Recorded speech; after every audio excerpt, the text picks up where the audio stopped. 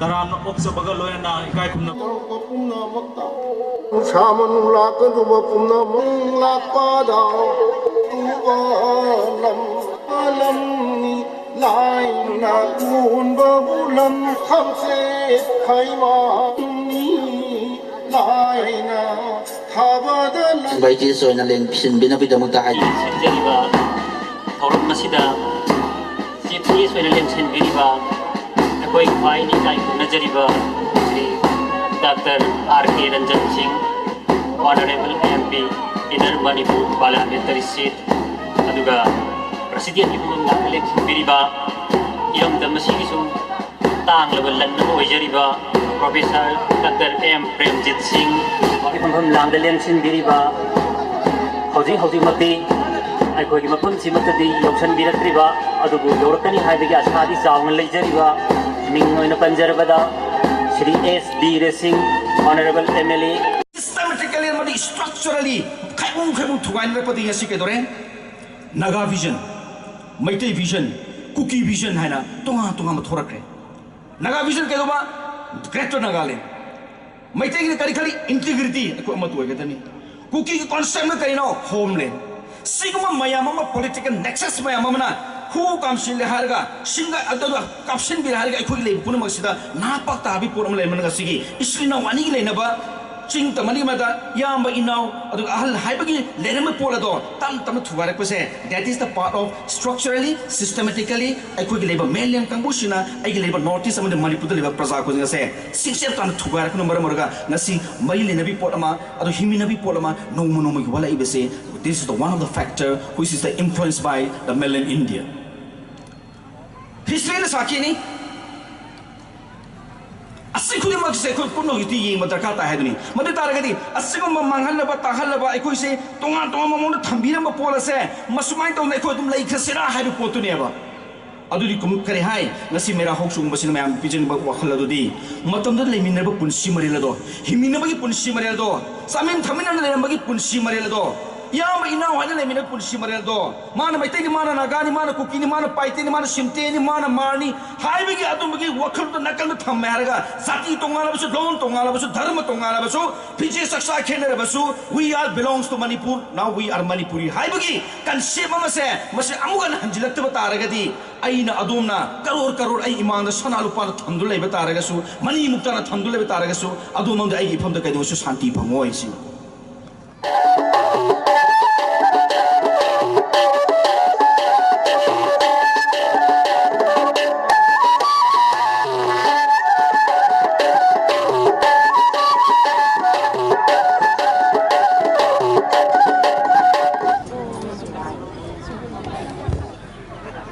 Ngasai lo lau luaran.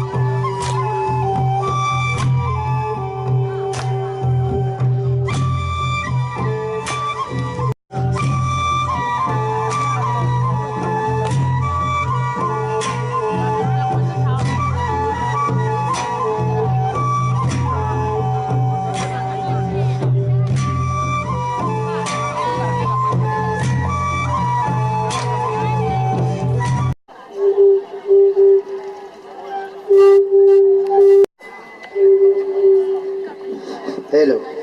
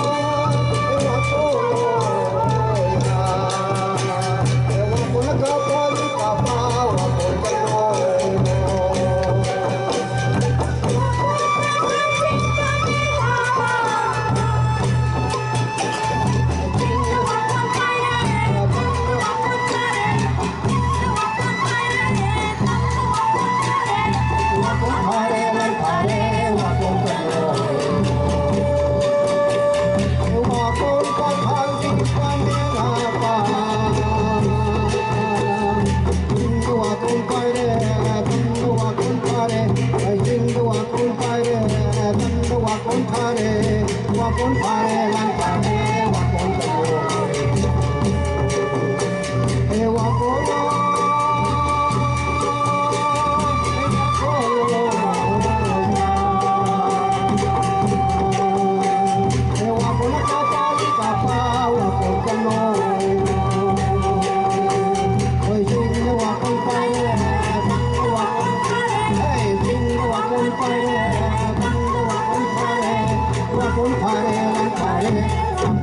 Mami ơi.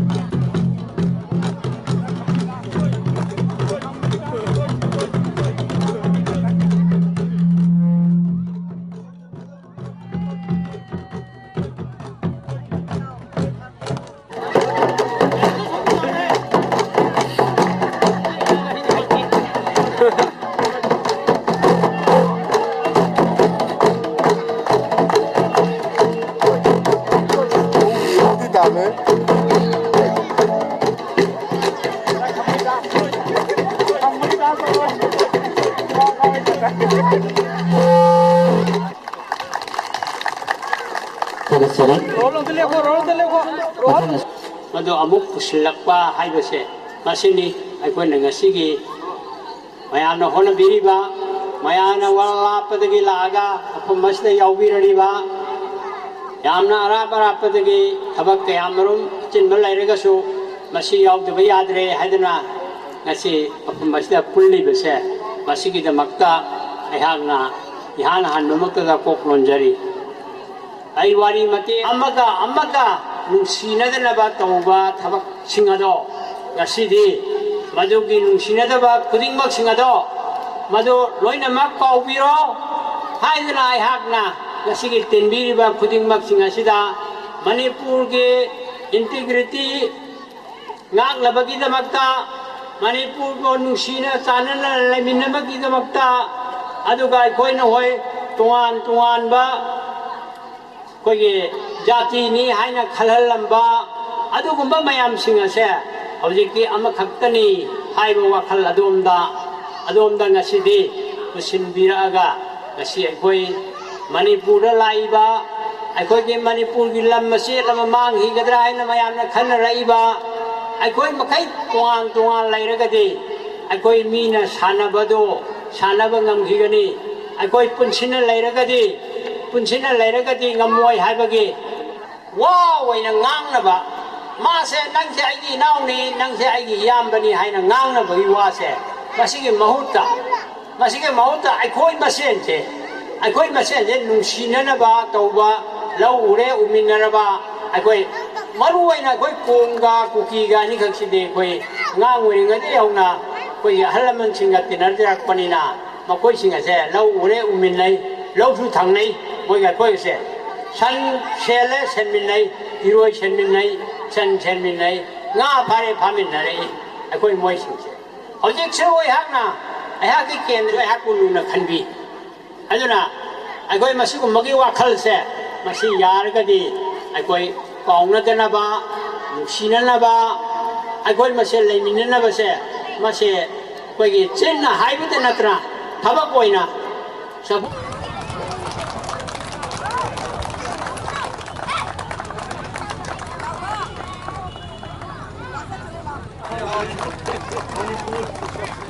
Sri R.K. Ranjan Singha, Honorable MP in Manipur Parliamentary Constituency na.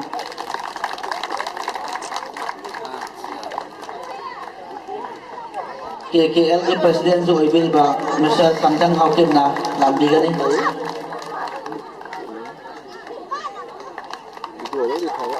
Ibil ba VIP Singda Matanda kay Commander ba YDOG Secretary na Dr. K. Mohammad Singh Registrar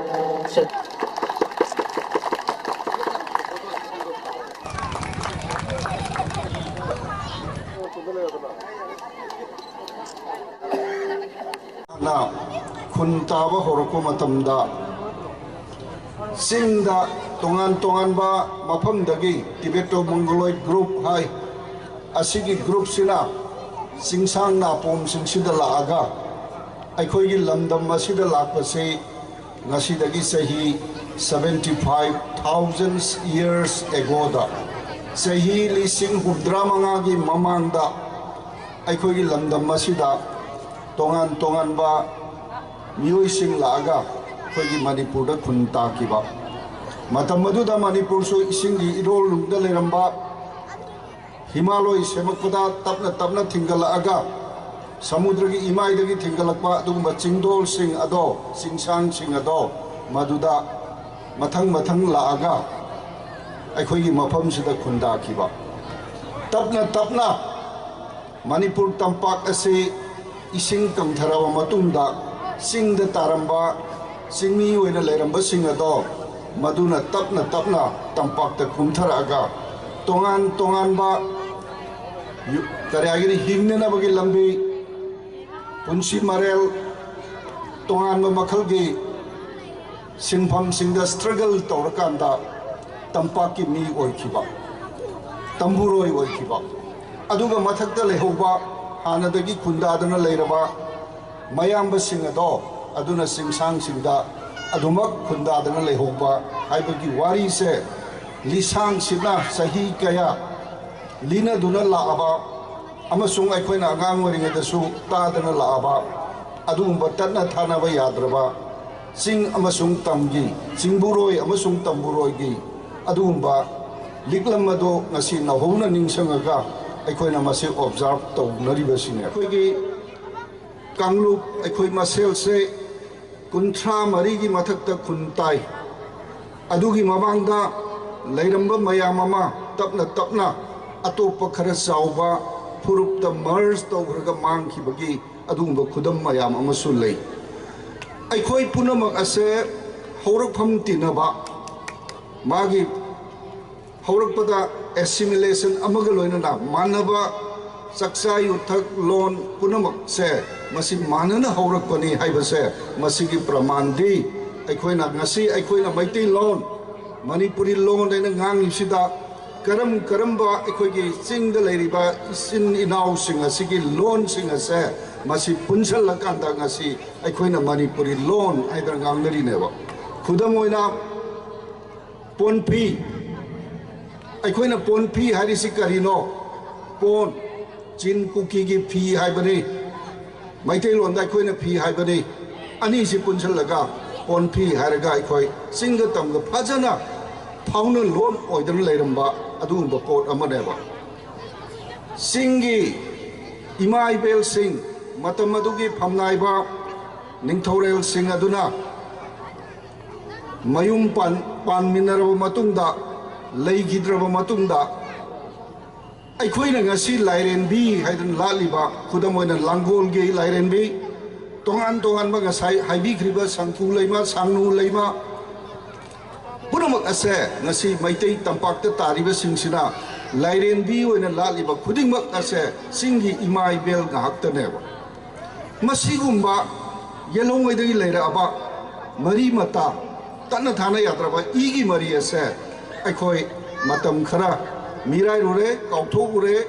tongan ba lining laisapta aikhoina masigi ꯀꯥꯟꯅꯕ ꯃꯁꯤꯒꯤ ꯂꯩꯔꯝꯕꯗꯣ ꯃꯥꯡꯍꯟꯈ꯭ꯔꯦ ꯍꯥꯏꯗꯅ ꯑꯌꯥꯝꯕꯅ ꯍꯥꯏꯅꯩ ꯑꯗꯨꯕꯨ ꯑꯃꯔꯣꯝꯗ ꯉꯁꯥꯏ ꯄꯟꯕꯤꯕꯗꯁꯨ ꯌꯥꯎꯈ꯭ꯔꯦ ꯑꯣꯖꯥ ꯕꯤꯔꯅ ꯄꯟꯕꯗ ꯆꯤꯡꯒ ꯇꯝꯒꯒꯤ ꯃꯔꯤꯁꯦ ꯉꯥꯏ ꯁꯥꯟꯅꯕ ꯍꯥꯏꯅ ꯂꯩꯔꯝꯕꯅꯤ ꯑꯩꯈꯣꯏꯅ ꯑꯉꯥꯡ ꯑꯣꯏꯔꯤꯉꯩ ꯐꯥꯎꯕ ꯈꯪꯉꯤ ꯇꯝꯒꯤ ꯏꯃꯥ ꯏꯕꯦꯜꯁꯤꯡ ꯏꯄꯥ ꯏꯄꯨꯁꯤꯡ ꯑꯗꯨꯅ ꯇꯝꯒꯤ ꯄ꯭ꯔꯗꯛꯁꯟ ꯈꯔ ꯄꯨꯔꯒ ꯆꯤꯡꯗ ꯆꯠꯂꯀꯥꯟꯗ ꯆꯤꯡꯒꯤ ꯏꯄꯥ ꯏꯄꯨꯁꯤꯡꯗꯨꯅ ꯆꯤꯡꯗ ꯂꯩꯕ ꯉꯁꯤ ꯑꯩꯉꯣꯟꯗ ꯄꯤꯕꯤꯔꯤꯕ ꯁꯨꯃꯥꯏꯅ ꯄꯥꯟ ꯃꯥꯏꯔꯦꯟ ꯃꯌꯥꯝ ꯑꯁꯤ ꯄꯤꯔꯀꯥꯟꯗ ꯄꯣꯠꯀ ꯁꯤꯟꯅꯔꯒ ꯑꯩꯈꯣꯏ ꯄꯨꯟꯅ ꯍꯤꯡꯃꯤꯟꯅꯕꯒꯤ ꯄꯨꯟꯅ ꯁꯦꯟꯃꯤꯠꯂꯣꯟ ꯑꯃ ꯁꯦꯝꯒꯠꯄꯒꯤ ꯑꯩꯈꯣꯏꯒꯤ ꯁꯦꯟꯊꯣꯛ ꯂꯝꯕꯤ ꯍꯥꯏꯕ ꯇꯥꯔꯦ ꯃꯇꯝꯗꯨꯗ ꯁꯦꯜ ꯂꯩꯇ꯭ꯔꯒꯁꯨ ꯄꯣꯠꯀ ꯁꯤꯟꯅꯗꯅ ꯑꯩꯈꯣꯏꯁꯦ ꯅꯨꯡꯁꯤ ꯆꯥꯟꯅꯅ ꯍꯤꯡꯉꯝꯕꯅꯦꯕ ꯑꯗꯨꯕꯨ ꯃꯇꯝꯒꯤ ꯆꯥꯎꯈꯠꯂꯛꯄ ꯃꯇꯨꯡ ꯏꯟꯅ ꯂꯂꯣꯟꯕꯤꯁꯤꯡ ꯂꯥꯛꯀꯥꯟꯗ ꯇꯝꯗꯒꯤ ꯃꯤ ꯆꯤꯡꯗ ꯆꯠꯂꯝꯕ ꯆꯤꯡꯗꯒꯤ ꯇꯝꯗ ꯂꯥꯛꯄꯗꯨ ꯇꯣꯛꯊꯣꯛꯑꯒ ꯃꯔꯛꯇ ꯂꯩꯕ ꯃꯤꯁꯤꯅ ꯀꯝꯃꯨꯅꯤꯀꯦꯁꯟ ꯐꯔꯀꯥꯟꯗ ꯆꯤꯡꯒꯤ ꯄꯣꯠ ꯇꯤꯎꯕ ꯇꯝꯗ ꯌꯣꯟꯕ ꯇꯝꯒꯤ ꯄꯣꯠ ꯄꯨꯔꯒ ꯆꯤꯡꯗ ꯌꯣꯟꯕ ꯑꯗꯨꯒ ꯑꯅꯤꯒꯤ ꯍꯥꯟꯅ ꯑꯃꯒ ꯅꯛꯁꯟꯅꯅ ꯆꯠꯅꯗꯅ ꯅꯨꯡꯁꯤꯅꯗꯅ ꯂꯦꯛꯃꯤꯟꯅꯗꯅ ꯆꯥꯃꯤꯟꯅꯗꯅ ꯖꯒꯣꯏ ꯁꯥꯃꯤꯟꯅꯗꯅ ꯐꯝꯃꯤꯟꯅꯔꯒ ꯈꯨꯜꯂꯥꯟꯕꯒꯤ ꯏꯁꯩꯒ ꯁꯛꯇꯅ ꯂꯩꯔꯝꯕꯗꯣ ꯑꯗꯨ ꯂꯥꯞꯊꯣꯛꯈꯤꯕꯒꯤ ꯋꯥꯗꯅꯤ ꯃꯔꯛꯁꯤꯗ ꯕ꯭ꯔꯤꯇꯤꯁ ꯂꯥꯛꯈ꯭ꯔꯦ ꯇꯣꯉꯥꯟꯕ ꯃꯈꯜꯒꯤ ꯆꯠꯅꯕꯤ ꯂꯥꯛꯈ꯭ꯔꯦ ꯄꯨꯝꯅꯃꯛ ꯑꯁꯤꯅ ꯑꯩꯈꯣꯏꯁꯦ ꯂꯥꯞꯊꯣꯛꯑꯀꯥꯟꯗ ꯉꯁꯤꯗꯤ ꯆꯤꯡꯒ ꯇꯝꯒꯁꯦ ꯍꯧꯃꯤꯟꯅꯔꯛꯇꯕꯗꯧꯅ ꯇꯧꯕꯁꯦ ꯃꯁꯤ ꯉꯁꯤꯒꯤ ꯅꯨꯃꯤꯠ ꯀꯨꯟꯍꯨꯝꯗꯣꯏꯅꯤ ꯁꯨꯕ ꯑꯁꯤꯒꯨꯝꯕ ꯃꯦꯔꯥ ꯍꯧꯆꯣꯡꯕꯁꯤꯗ ꯑꯩꯈꯣꯏ ꯅꯤꯡꯁꯤꯡꯕꯒꯤ ꯇꯉꯥꯏꯐꯗꯕꯗꯨ ꯂꯩ ꯍꯥꯏꯕꯁꯤꯃ ꯑꯩ ꯍꯥꯏꯖꯅꯤꯡꯉꯤ ꯏꯀꯨꯏ ꯀꯨꯏꯗꯕꯤꯗ ꯏꯅꯛ ꯅꯛꯄꯗ ꯆꯤꯡꯒ ꯇꯝꯒ ꯀꯔꯝꯍꯥꯏ ꯃꯔꯤ ꯂꯩꯔꯝꯒꯦ ꯍꯥꯏꯕꯁꯦ ꯃꯣꯏꯔꯥꯡꯒꯤ ꯑꯀꯣꯏꯕꯗ ꯂꯩꯕꯤꯔꯤꯕ ꯑꯩꯈꯣꯏꯒꯤ ꯏꯄꯤꯛ ꯑꯣꯏꯅ ꯂꯩꯔꯕ ꯈꯝꯕ ꯊꯣꯏꯕꯤꯒꯤ ꯋꯥꯔꯤꯗ ꯀꯕꯨꯏ ꯁꯂꯥꯡ ꯃꯥꯏꯕꯒꯤ ꯑꯩꯈꯣꯏ ꯀꯥꯎꯐꯝ ꯊꯣꯛꯇꯦ ꯉꯁꯥꯏ ꯄꯦꯅꯥ ꯁꯛꯄꯤꯈꯤꯕ ꯑꯣꯖꯥꯅ ꯄꯟꯈ꯭ꯔꯦ ꯁꯒꯥꯡꯒꯤ ꯄꯜꯂꯤ ꯇꯣꯉꯥꯟ ꯇꯣꯉꯥꯟꯕ ꯂꯝ ꯃꯌꯥꯝ ꯑꯃ ꯊꯥꯔꯀꯥꯟꯗ ꯄꯟꯈ꯭ꯔꯤꯕ ꯃꯌꯥꯝ ꯑꯗꯣ ꯃꯗꯨ ꯀꯩꯁꯨ ꯅꯠꯇꯦ ꯁꯨꯞꯅꯒꯤ ꯑꯩꯈꯣꯏ ꯄꯨꯟꯅ ꯂꯩꯔꯝꯕꯒꯤ ꯄꯨꯟꯅ ꯈꯪꯃꯤꯟꯅꯔꯝꯕ ꯄꯨꯟꯅ ꯁꯛꯃꯤꯟꯅꯔꯝꯕ ꯑꯗꯨꯒꯨꯝꯕ ꯏꯁꯩ ꯉꯥꯛꯇꯅꯦꯕ ꯑꯃꯨꯛ ꯍꯟꯅ ꯅꯤꯡꯁꯤꯡꯕ ꯍꯥꯏꯕꯁꯦ ꯃꯁꯤ ꯇꯧꯐꯝ ꯊꯣꯛꯄ ꯇꯧꯗꯕ ꯌꯥꯗ꯭ꯔꯕ ꯑꯗꯨꯒꯨꯝꯕ ꯀꯜꯆꯔ ꯑꯃꯅꯤ ꯍꯥꯏꯗꯅ ꯑꯩꯈꯣই ꯂꯧꯖꯅꯤꯡꯉꯤ ꯑꯩꯅ ꯂꯤꯖꯅꯤꯡꯕ ꯋꯥꯔꯤ ꯑꯃꯁꯨ ꯂꯩ ꯃꯃꯥꯡꯉꯩꯗ ꯃꯅꯤꯄꯨꯔꯗ ꯁꯥꯃꯨ ꯐꯥꯕ ꯍꯧꯖꯤꯛ ꯌꯥꯡꯉꯨꯄꯣꯛꯄꯤ ꯂꯣꯛꯆꯥꯎ ꯋꯥꯏꯜ ꯂꯥꯏꯐ ꯁꯦꯡꯆꯨꯔꯤ ꯍꯥꯏꯕꯁꯤꯗ ꯂꯩꯕꯤꯗ ꯃꯔꯤꯡꯒꯤ ꯈꯨꯟ ꯂꯩꯕ ꯃꯗꯨꯗ ꯍꯧꯖꯤꯛꯁꯨ ꯀꯅꯥꯒꯨꯝꯕꯅ ꯂꯦꯡꯕꯤꯔꯕꯗꯤ ꯃꯇꯝ ꯑꯗꯨꯗ ꯁꯥꯃꯨ ꯐꯥꯅꯅꯕ ꯇꯧꯈꯤꯕ ꯀꯣꯝ ꯑꯗꯣ ꯍꯧꯖꯤꯛ ꯐꯥꯎꯕ ꯐꯨꯟꯕ ꯂꯣꯏꯗ꯭ꯔꯤꯕꯅꯤ ꯃꯗꯨꯗ ꯁꯥꯃꯨ ꯐꯥꯕꯗ ꯂꯩꯕꯤꯒꯤ ꯃꯔꯤꯡꯒꯤ ꯑꯍꯜ ꯑꯃ ꯆꯨꯔꯥꯆꯥꯟ ꯃꯍꯥꯔꯥꯖꯅ ꯆꯠꯄ ꯀꯥꯟꯗ ꯕꯣꯖꯥꯏ ꯄꯨꯕ ꯃꯥꯒꯤ ꯄꯣꯠ ꯆꯩ ꯄꯨꯕ ꯁꯥꯃꯨ ꯐꯥꯕꯗ ꯃꯇꯦꯡ ꯄꯥꯡꯕ ꯃꯗꯨꯗ ꯅꯤꯡꯊꯧꯅ ꯄꯦꯜꯂꯗꯅ ꯃꯥꯅ ꯀꯔꯤ ꯍꯥꯏ ꯃꯊꯪꯒꯤ ꯃꯦꯔꯥ ꯍꯧꯆꯣꯡꯕꯗꯗꯤ ꯅꯍꯥꯛ ꯈꯥꯃꯦꯟ ꯆꯠꯄꯅ ꯀꯣꯌꯦꯠ ꯌꯦꯠꯂꯒ ꯀ꯭ꯋꯥꯛꯂꯩ ꯆꯔꯣꯡ ꯑꯃ ꯆꯤꯜꯂꯒ ꯂꯥꯛꯎ ꯍꯥꯏꯗꯅ ꯍꯥꯏꯕ ꯀꯥꯟꯗ ꯃꯇꯝ ꯑꯗꯨꯗ ꯇꯝꯒꯤ ꯅꯤꯡꯊꯧ ꯆꯤꯡꯒꯤ ꯂꯩꯔꯤꯕ ꯏꯄꯥ ꯏꯆꯥꯁꯤꯡꯗꯣ ꯑꯗꯨ ꯇꯝꯒꯤ ꯅꯤꯡꯊꯧꯅ ꯍꯥꯏꯕꯁꯦ ꯂꯥꯏꯅ ꯍꯥꯏꯕꯅꯤ ꯃꯅꯥꯎꯅ ꯍꯥꯏꯕꯅꯦꯅ ꯈꯜꯂꯒ ꯍꯤꯛꯇꯣꯛ ꯐꯗꯦꯅ ꯈꯜꯂꯒ ꯃꯦꯔꯥ ꯍꯧꯆꯣꯡꯕꯗ ꯌꯥꯎꯋꯦꯕ ꯌꯥꯎꯕꯗ ꯃꯥꯅ ꯉꯁꯤ ꯄꯨꯔꯛꯄ ꯁꯨꯃꯥꯏꯅ ꯄꯥꯟ ꯃꯥꯏꯔꯦꯟ ꯃꯌꯥꯝꯁꯤ ꯄꯨꯔꯛꯑꯒ ꯆꯨꯔꯥꯆꯥꯟ ꯃꯍꯥꯔꯥꯖꯗ ꯀꯠꯄ ꯃꯇꯝꯗ ꯆꯨꯔꯥꯆꯥꯟ ꯃꯍꯥꯔꯥꯖꯅ ꯌꯥꯝꯅ ꯄꯦꯟꯈꯤꯗꯅ ꯃꯉꯣꯟꯗ ꯇꯣꯔꯆ ꯂꯥꯏꯠ ꯑꯃ ꯄꯤꯕꯒꯤ ꯋꯥꯔꯤ ꯑꯃ ꯑꯩꯒꯤ personal ꯑꯦꯛꯁꯄꯤꯔꯤꯌꯦꯟꯁꯇ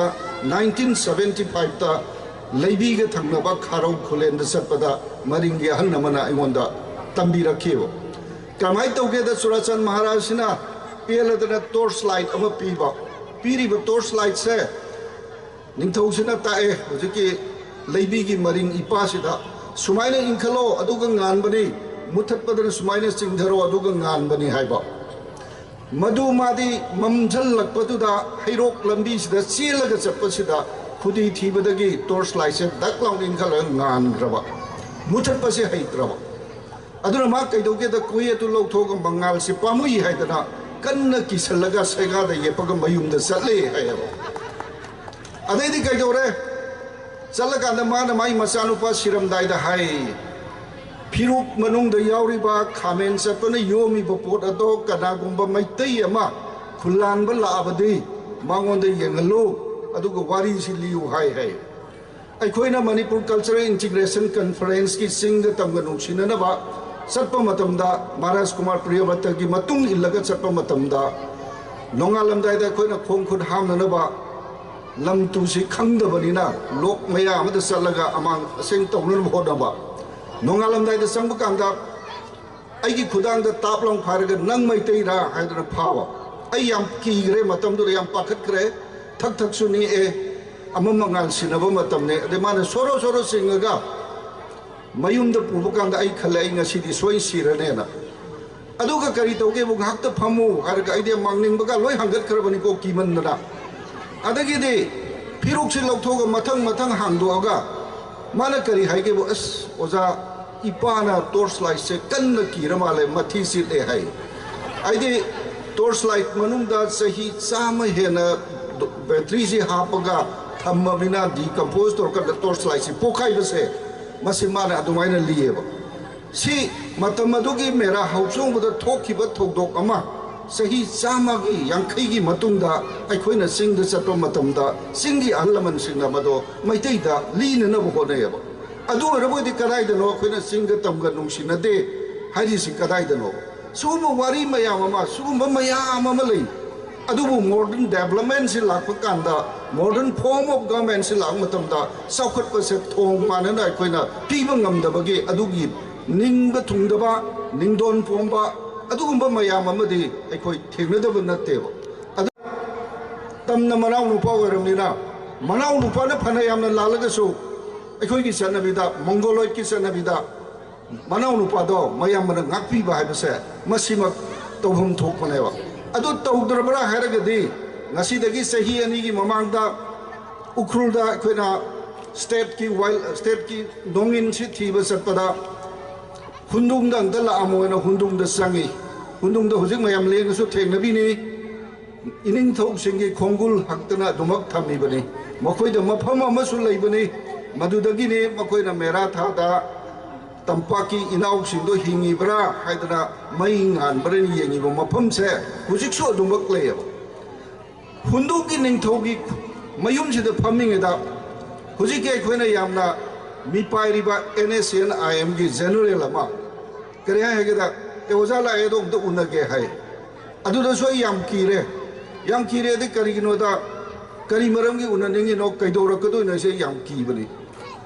sanga kanda ma kare haigeda oza na khoi bu na yam bane lawraga ai khoi noi bu inaw ne lawraga ai khoi masen khatnari si kari gino na hore ba adagi de isi sorji hole adu ne khoi na pami su haiba adagi di ma tampak leriba civil society ki organization mayam si kauraga ai khoi na tawriba se sini maitei da khanaba natte manipur thugaina ba natte haiba se makhoi aduma hayaba adu raboi de sugumba tanja ma bhab taminabagi gyang taminabagi matam ama lakba sida sumaina waidio amasung konjengum laikai gi ngai bel singna singa tamga pot lanaba phi lanaba isei saminaba jagoi saminaba gi sugumba thauram tawbase masina aikoi gi tatluraba langla langjin singa do amukhana samjallaga yamna phaba santi leiba adugumba manipur ma ngasi oiba ngamgani haibagi chauba manga do ngasi mangphau na ba hore e haibase